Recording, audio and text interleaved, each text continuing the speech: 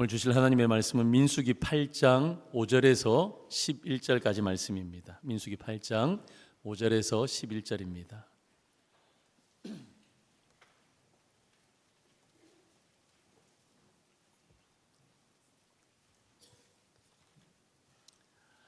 저와 여러분들이 한 절씩 교독하도록 하겠습니다. 제가 먼저 5절 읽습니다. 여호와께서 모세에게 말씀하여 이르시되 이스라엘 자손 중에서 레위인을 데려다가 정결하게 하라.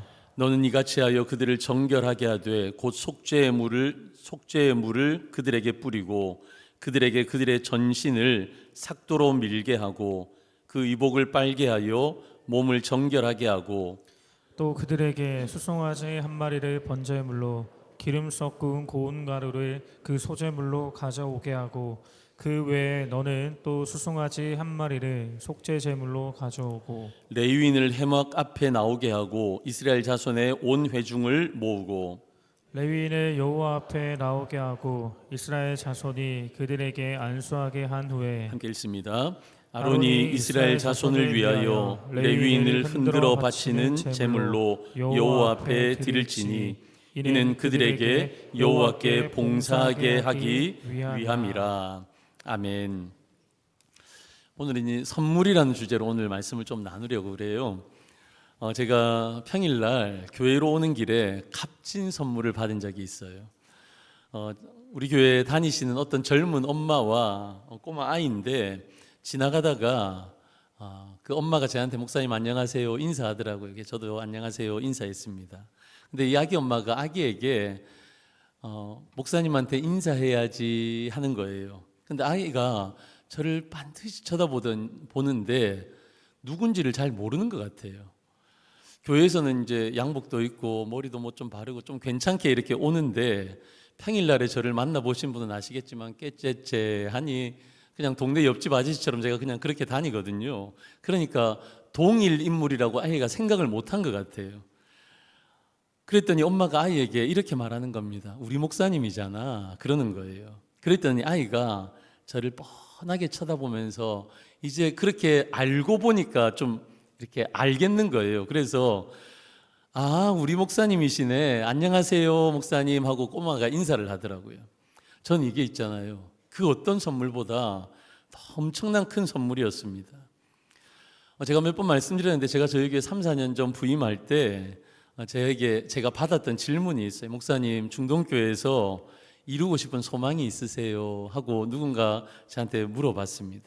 그때 제가 드렸던 대답이 저는 여러분들의 우리 목사님이 되고 싶습니다 라고 제가 말씀드렸어요. 어디를 가서도 자랑스럽게 우리 목사님이에요 말할 수 있는, 그래서 여러분들을 많이 사랑하는 여러분들의 목사가 되고 싶다 제가 그 말씀을 드렸거든요. 근데 이 아이 엄마도 우리 목사님이네 우리 목사님한테 인사해야지 목사님 안녕하세요. 저는요 우리 목사님이라는 단어를 듣고 표현을 듣고 정말 가슴이 너무 벅차고 감사했어요. 요즘 받았던 선물 중에 가장 값지고 행복한 선물이었습니다. 여러분 선물이라는 건요 주는 사람도 행복해야 돼요. 근데 받는 사람도 행복해야 되는 거예요. 저는 간절히 소망하는 것은 여러분들의 마음이 담긴 여러분 그런 선물들을요 우리가 많이 주고 받으실 수 있기를 주님의 이름으로 축복합니다. 여러분 오늘 선물에 대해서 말씀을 드리면서 저번 주일에 우리가 상고했던 민수기 7장에 보시면 이스라엘 12지파의 사람들이 하나님께 예물을 하루하루 매일 드렸던 내용을 우리가 살펴봤습니다. 그래서 12지파의 지휘관들은 각각 수레도 소도 하나님 앞에 드렸습니다. 여러분 그런데 여러분 하나님 앞에 소도 드리고 그리고 수레도 드리고 하나님 앞에 이런 예물들을 하나님 앞에 드렸는데, 그런데 여러분 하나님의 일들 하나님의 나라가 세워지기 위해서 이런 물질적인 헌신 드림보다 더 중요한 드림이 있어요. 그 드림이 무엇이냐면요 사람입니다. 나를 드리는 겁니다. 여러분 어떤 물질과 어떤 시간보다도 하나님은 나 자신을 하나님 앞에 드리기를 원하시는 거예요. 방금 전에 우리 헌금 시간이 있었죠. 여러분 각자의 제목에 따라 여러분들의 형편에 따라 하나님 앞에 헌금을 드리는데 여러분 물질을 드리는 것이 중요한 게 아니에요. 여러분, 그것보다 더 중요한 것은 여기에 우리의 신앙의 고백을 담아, 우리의 마음을 담아, 나 자신을 담아서 하나님을 사랑하는 마음으로 나를 드리는 것. 여러분, 그게 중요한 거예요. 저번 주에도 말씀드린 것처럼 많은 것을 받기를 원하시고 많은 액수를 받기를 원하시는 하나님이시면요, 과부에 두렵던 우리가 어떻게 해석해야 되는 거예요? 여러분, 번제물로 드릴 때에 모두가 소를 드렸으면 좋겠는데 하나님이 형편이 안 되는 분들을 위해서 비둘기를 드리라는 건 우리가 과연 어떻게 해석해야 되는 겁니까? 하나님 많은 것을 받기를 원하시는 것이 아니라 하나님은 나를 받기를 원하시는 거예요. 내가 하나님 사랑하는 마음, 예수님은 나의 왕이시고 주인이십니다라는 나의 신앙의 고백, 하나님 그거 받기를 원하신다는 겁니다. 여러분, 이스라엘 백성들은 성막을 세웠습니다. 그 안에 사용될 물건들도 다 준비해서 하나님 앞에 봉헌했습니다. 그런데 그것을 사용하여 하나님을 섬길 하나님의 사람이 없다면 여러분, 하나님 기쁘시겠습니까? 저는 그렇지 않다고 봐요. 오늘 본문은요, 레위인들을 거룩히 구별하는 겁니다. 그래서 그들을 세우는 위임식을 거행하는 말씀이 오늘 민수기 8장 말씀에 나옵니다. 여러분, 레위인은 어떤 사람들입니까? 우리가 민수기의 초반에서도 살펴보았고 레위기 3장에서도 나오지만 하나님께서요, 레위인은 나의 것이다 라고 말씀하셨습니다. 나의 것이다. 제가 그래서 초태생 이런 설명을 드리면서 몇 주 전에 제가 레위인이 하나님의 것인 것에 대해서 설명을 드렸어요. 오늘 본문을 주의 있게 볼 것은요, 레위인은 하나님의 것이잖아요. 하나님이 취하셨어요. 근데 하나님이 취하셔서 내 거다 하고 하나님께서 레위인을 이렇게 가지고 계신 것이 아니라 하나님께서 누군가에게 선물로 주신 거예요. 여러분, 19절 말씀 우리 같이 한번 읽어보겠습니다. 시작. 내가 이스라엘 자손 중에서 레위인을 취하여 그들을 아론과 그의 아들들에게 주어 그들로 해막에서 이스라엘 자손을 대신하여 봉사하게 하며 또 이스라엘 자손을 위하여 속죄하게 하였나니 이는 이스라엘 자손이 성소에 가까이 할 때에 그들 중에 재앙이 없게 하려 하였음이니라. 아멘. 여러분, 하나님께서 그 레위인들을 취하셨어요. 이건 내 거야, 레위인은 내 거야 말씀하시면서 그들을요 봉사하게 하십니다. 그리고 그들을 속죄하도록 하셨습니다. 이것이 레위인이 섬겨야 할 봉사의 영역이었습니다. 여러분, 그런데요, 이런 레위인들을 내 것이라 취하면서 누구에게 주셨냐면 아론과 그의 아들들에게 주었다라는 것입니다. 그러니까 이 말씀을 요약하면요, 선물을 주신 이는 하나님이시고 선물을 받는 이는 제사장들이고, 그리고 이 선물의 내용, 선물이 누구냐? 레위인이다라는 것입니다. 여러분, 그러면 선물의 내용인 레위인, 이 시대의 레위인은 누구냐? 하나님이 주시는 선물의 내용인 레위인이 과연 누구냐라는 것입니다.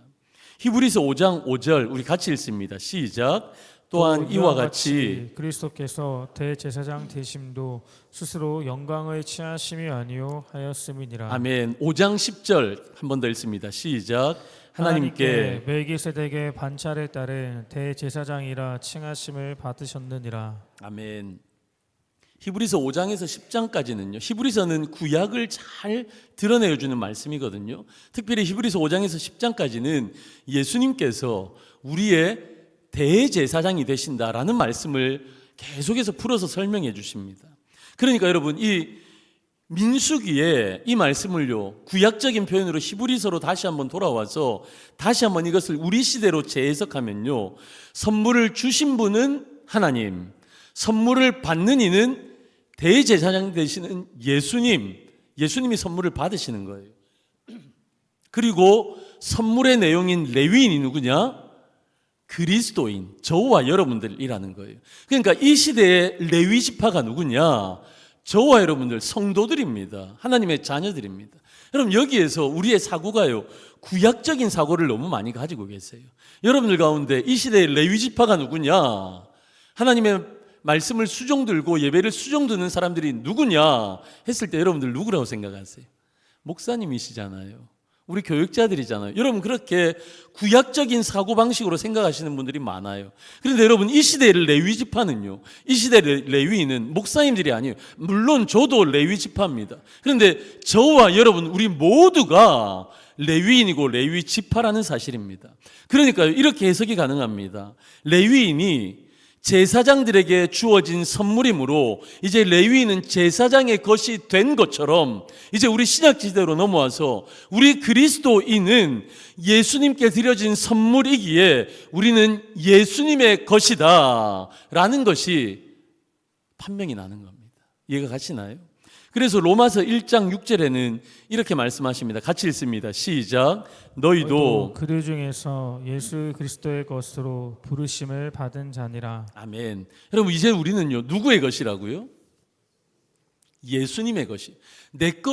나라고 내 시간과 내 물질과 내 젊음과 내 인생이요 내게 아니에요. 우리는 예수 그리스도의 것으로 드려졌습니다. 선물로 드려졌습니다. 우리의 부르심은요 이제 예수님의 것이다 라는 겁니다. 여러분 근데 여기서 중요한 사실이 하나 있는데, 선물이라는 것은요 품격이 있어야 돼요. 품격. 여러분 주는 이가 받는 이에게 그에 맞는 품격의 선물을 줘야 돼요. 이 정도 품격이 있는 사람한테 이 정도 선물을 주면요 안 준 것만 못해요. 그냥 안 주는 게 나아요. 받고도 기분 나쁜 선물이 될 수 있거든요. 여러분 그래서 하나님의 것이 된 레위인들이 제사장에게 주어지는 선물이 되기 위해서 하나님께서 레위인들에게 요구하는 사항, 그들에 맞는 품격이 있었습니다. 너희가 선물로 드려지니까 이 정도의 품격은 있어야 돼 라는 것이 있었어요. 그 요구되는 사항이 무엇이었냐? 그것이요 거룩함입니다. 그래서 레위인에 대해서 말씀하시면서 계속 반복되어지는 말씀이 있는데, 오늘 6절 말씀을 보시면 이스라엘 자손 중에서 레위인을 데려다가 정결하게 하라. 레위기 11장 45절입니다. 같이 읽습니다. 시작. 나는 너희의 하나님이 되려고 너희를 애굽 땅에서 인도하여 낸 여호와라. 내가 거룩하니 너희도 거룩할지어다. 아멘. 정결하게 하라. 내가 거룩하니 너희도 거룩할지어다. 하나님 레위인들에게 요구하시는 사항이었습니다. 여러분 그런데 신약으로 넘어와서 데살로니가 교회를 향해서 하나님 말씀하시는데, 하나님의 뜻은 이것이니 너희의 거룩함이라. 여러분 이 시대의 레위지파 레위인된 예수님께 선물로 드려진 우리의 삶은요 거룩해야 된다라는 것입니다. 그래서 이 땅 가운데 하나님께서 우리를 보내셨는데 하나님의 부르심, 그리고 또 이 땅 가운데 서야 할 우리의 사명이 뭐냐면요, 우리는요 가장 중요한 하나님의 거룩하심을 닮아가는 사람이 되어야 되는 거예요. 그리고 하나님의 거룩하심을 닮아서 하나님의 거룩하심을 이 땅에 심는 사람이 되어야 하는 겁니다. 여러분 우리가 살아가는 요즘 우리 삶이 어떻습니까? 우리의 세상이 어떻습니까? 여러분 거룩하지 않아요. 죄로 관영해져 있어요. 그 죄의 관영함의 대표적인 게 무엇입니까?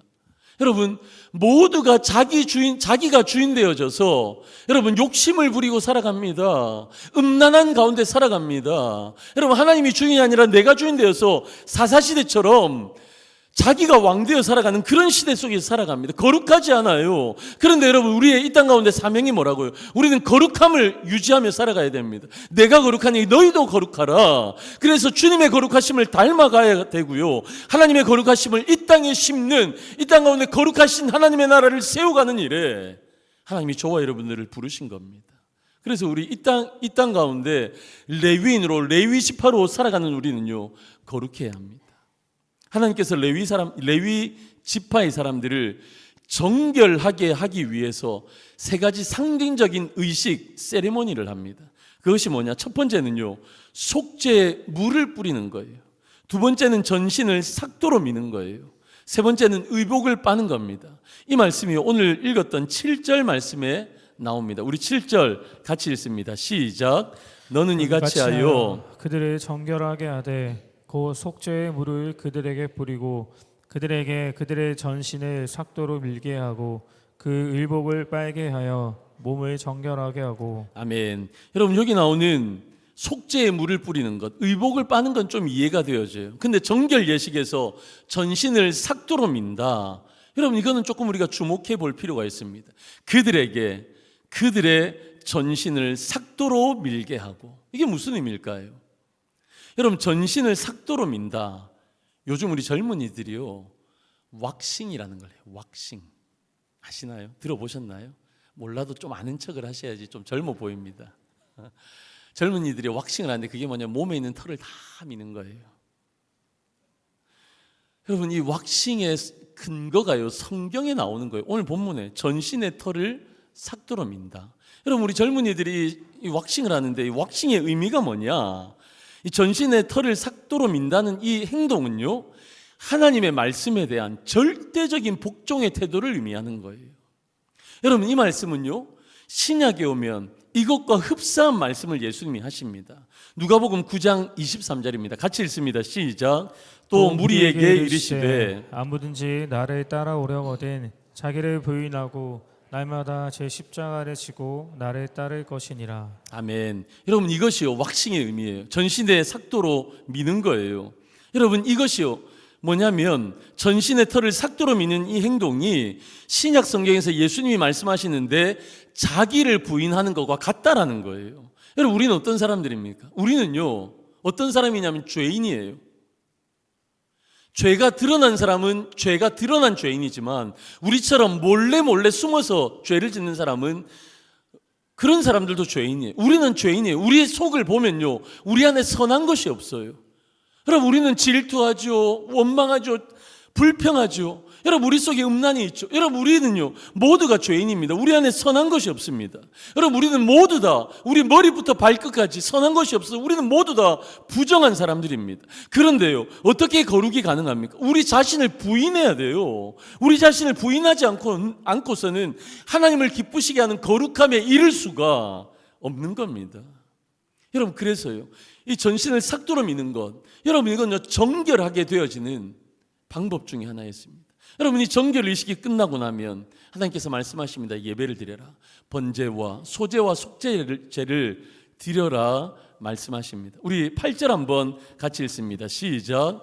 또 그들에게 수송아지 한 마리를 번제물로 기름을 섞은 고운 가루를 그 소제물로 가져오게 하고 그 외에 너는 또 수송아지 한 마리를 속죄 제물로 가져오고. 아멘. 이제 내용이 조금 더 깊어집니다. 여러분, 번제가 뭡니까? 나 자신을 하나님 앞에 온전히 바치겠다는 거예요. 제물을요, 하나님 앞에 다 태워드려서 하나님 앞에 올려드리는 것이 번제입니다. 그러니까 온전한 헌신이라는 거예요. 여러분, 정결 예식을 하고 나서 이 번제를 하나님 앞에 드려라. 그리고 소제는 뭡니까? 오늘 설교의 제목인 선물, 소제가 히브리어로 선물이에요. 이 선물은요, 선물인 소제는요, 곡식으로 하나님 앞에 예배를 드리는 겁니다. 이 가장 중요한 뜻은요, 감사의 의미를 담고 있는 거예요. 하나님 불러주셔서 감사합니다. 나 같은 사람을 사용해 주셔서 감사합니다. 이게 소제의 의미예요. 여러분, 우리의 인생을 돌아보면 은혜라는 단어가 아니면 해석이 되어지지 않습니다. 감사밖에 드릴 수 없는 거예요. 여러분, 그게 소제입니다. 마지막으로 속죄제입니다. 속죄는요, 죄를 용서받기 위해서 드리는 제사예요.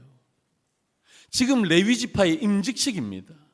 그런데 왜 정결 예식을 하고 나서 마지막으로 속죄제를 하나님 앞에 드리라고 하느냐? 왜 용서를 하나님 앞에 구하라고 하느냐? 여러분, 레위인은요, 하나님 앞에 쓰임 받습니다. 여러분, 예배를 인도하게 되어집니다. 예배를 수종들게 되어집니다. 그런데 내가 하나님 앞에 늘 쓰임 받고 있지만 그 마음 가운데에서는요, 늘 나는 죄인입니다라는 인식이 있어야 된다는 거예요. 정결 예식 이후에 이렇게 번제와 소제와 그리고 속죄제를 하나님 앞에 드리라 말씀하십니다. 그런데 이 세 가지 제사를 드리는데 여러분, 공통점이 있습니다. 이 공통점이 뭐냐면요, 모두 다 제물을 하나님께서 요구하신다는 겁니다. 번제도 번제 제물을, 소제도 소제물을, 속죄제도 속죄 제물을 하나님 앞에 드려야만 했습니다. 여러분, 제물이 뭐예요? 제물이라는 것은요, 제물을 취한 자의 생명을 대신하는 거예요. 그러니까 우리가 하나님 앞에 예배를 드릴 때마다 그들의 죽음을 하나님께서는 요청하신 거예요. 하나님께서 요구하시는 정결이라는 것은요, 반드시 죽음이 전제되어져 있는 것이었습니다. 그러니까 누가복음 신약으로 넘어와서 누가복음 9장 23절에 이렇게 말씀하시는 거잖아요. 날마다 제 십자가를 지고 나를 따를 것이니라. 여러분, 우리가 완전히 죽지 않으면 제물이 될 수 없어요. 구약의 제물들이 어땠습니까? 여러분, 각을 떴어요. 목을 땄어요. 각을 뜬다는 건요, 모든 마디마디를 다 자르는 거예요. 각을 떴어요. 껍질을 벗기고 각을 떴어요. 여러분, 그렇게 죽지 않으면 제물이 될 수 없습니다. 그리고 나서 그 모든 내장과 콩팥을 다 긁어내야, 그래서 그것을 씻어내야지만 제물이 될 수 있었습니다. 여러분, 이것이요, 제물이 된다는 의미였어요. 십자가를 진다는 것은 이런 의미입니다. 날마다 내 십자가를 지고 주님을 따른다는 것은 이렇게 내가 완전한 제물이 죽어야만 된다라는 것입니다. 여러분, 그런데 여기까지만 되어지면 기독교의 온전한 신앙이 아닙니다. 여러분, 우리는요, 날마다 죽는 삶을 살아갑니다. 날마다 십자가를 지는 삶을 살아갑니다. 여러분, 그런데 우리가 죽으면요, 반드시 영적인 원리가 있는데, 죽고 나면 반드시 하나님께서 우리를 살리신다라는 거예요. 예수님의 십자가가 있고 난 뒤에 반드시 부활이 있는 겁니다. 여러분, 그래서 정결 예식을 위해서 우리는 날마다 죽는 거지만 그 죽음 이후에 우리는 날마다 살아나는 경험을 하는 거예요. 그래서 우리는 어떻습니까? 오늘도 살아가는 거예요. 내일도 모레도 이번 주도 우리는 살아갈 것입니다. 십자가 이후에 부활의 은혜로 우리는 오늘도 내일도 살아가게 될 것입니다. 사는 거예요. 우리는 살아가는 거예요. 여러분, 그러면요, 우리는 오늘도 살고 내일도 모레도 이번 한 주간 살아갈 터인데 우리는 어떤 삶을 살아야 됩니까? 다시 본문으로 돌아와서 우리는 어떤 선물과 같은 삶을 우리는 살아야 합니까? 여러분, 가장 큰 선물은요, 가장 하나님을 기쁘시게 하는 삶은요, 하나님과 동행하는 삶이에요. 여러분, 선물을 받으면 기쁘잖아요. 예수님께 나를 드리면 나라는 선물을 받는 예수님이 기쁘셔야 되잖아요. 예수님이 행복하셔야 되잖아요. 저는 이 예수님의 기쁨, 이 기쁨이란 단어를 한번 묵상해 봤어요. 나를 드렸을 때 어떻게 예수님이 기쁘실 수 있을까? 그러니까 저는요, 자꾸만 내가 무언가를 드려야만 된다라는 그런 묵상과 생각이 자꾸 떠올랐어요. 시간을 드려야 되고, 물질을 드려야 되고, 내 재능을 드려야 되고, 내 전 삶을 드려야 되고, 자꾸 무언가를 드릴 때 우리 예수님께서 나를 기뻐하시겠지, 이런 묵상이 자꾸 되는 거예요. 그런데 여러분, 전에도 말씀드린 것처럼 우리의 삶에 드림이 있다라는 것은 아주 건강한 거예요. 아주 귀한 거예요. 그런데 여러분, 이 드림보다 더 귀한 개념의 주님을 기쁘시게 하는 선물과 같은 삶이 있습니다. 그게 뭐냐? 친구라는 개념이에요. 친구. 여러분, 누군가가 나에게 많은 선물을 줄 때 기쁠 수 있습니다. 기뻐요. 여러분, 그런데 그 선물보다 더 중요한 게 뭐예요? 그 선물을 주는 자의 마음, 그 사람이 진짜 기쁜 거예요. 선물을 준 것보다, 그 선물을 받은 것보다 이 선물을 주는 자가 나에게 친구라는 것이 얼마나 기쁜지 모릅니다. 여러분, 사실 우리에게 주어진 가장 귀한 친구가 누구입니까?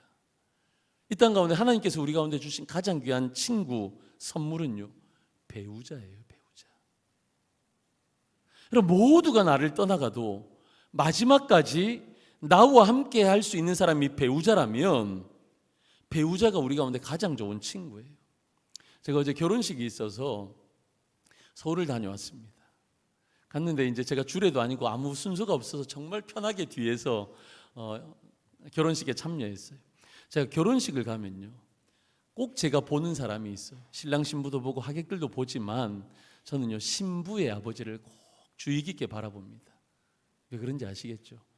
제가 딸만 둘 있는 아빠라서 신부의 아빠를 그렇게 봐줘요. 저분의 마음은 어떨까? 신랑 신부가 얼마나 좋을까 보다 저는 신부의 아빠의 마음이 어떨까? 그런 생각이 참 많아요.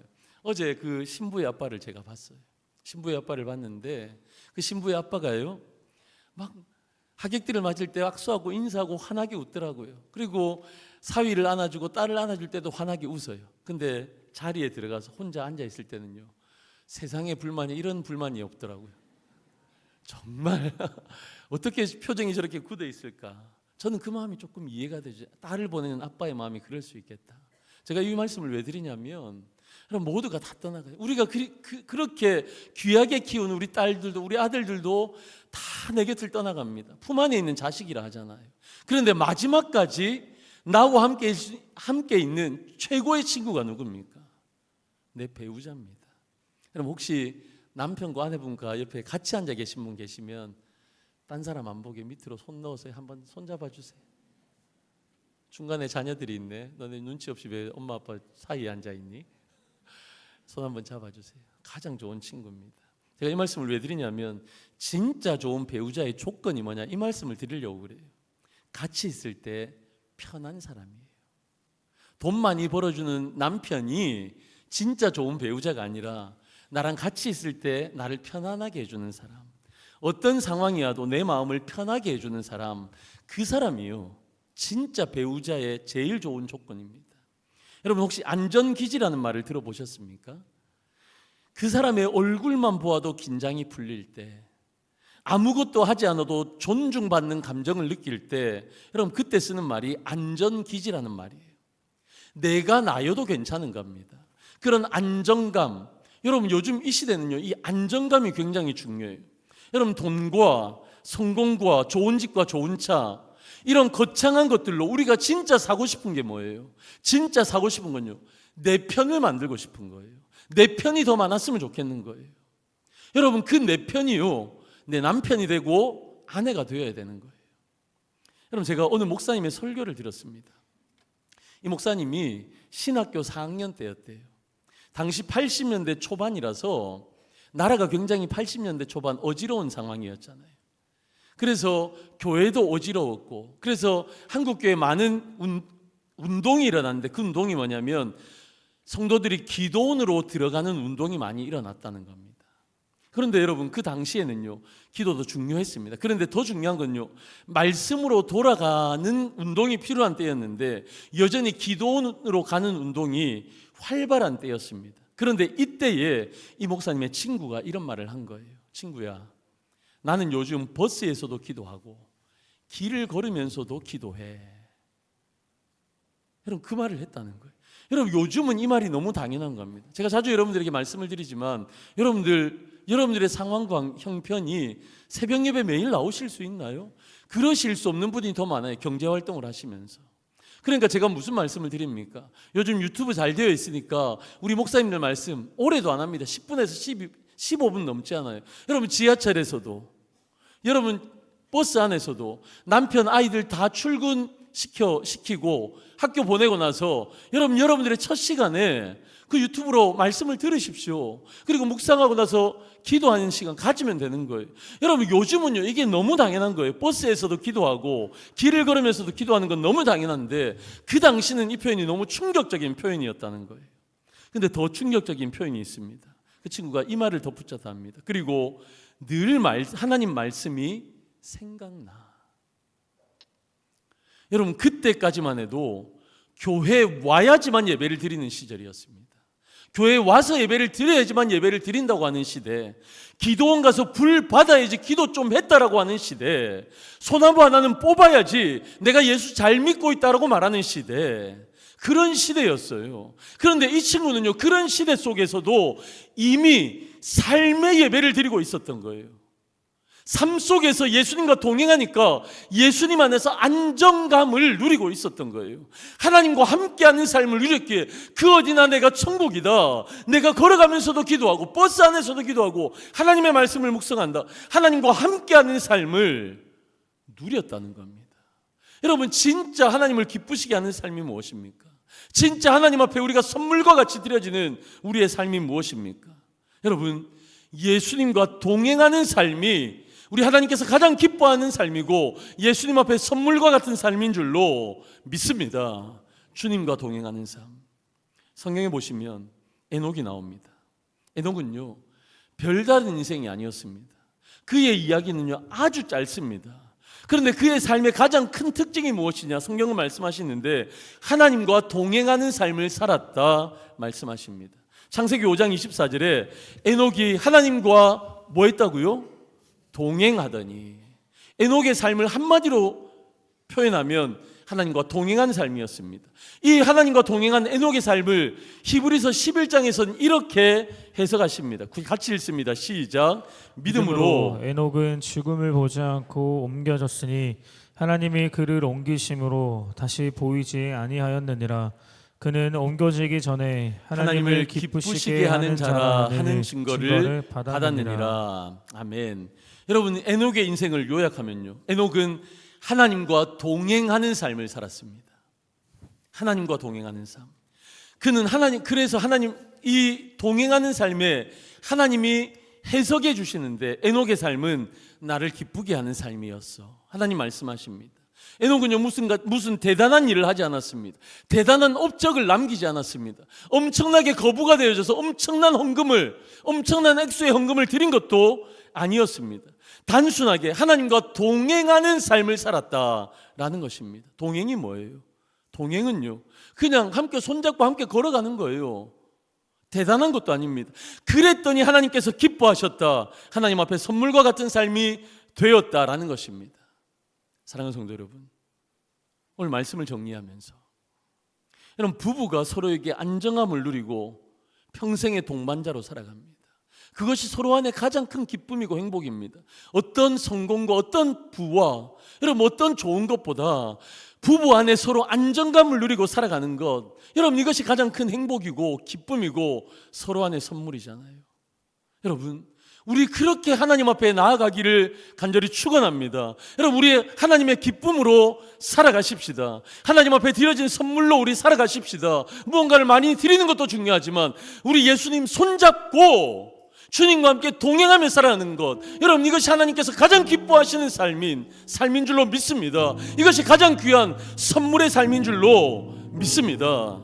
사랑하는 성도 여러분, 이 한 주간 살아가시면서, 아니 우리의 전 평생을 살아가시면서 주님과 동행함으로 우리도 천국을 누리는 삶이 되어지시기를, 그래서 우리의 삶이 하나님 앞에 웃음을 드리는 선물과 같은 삶을 살아가시는 저와 여러분 되어지기를 주님의 이름으로 간절히 축원합니다. 아멘.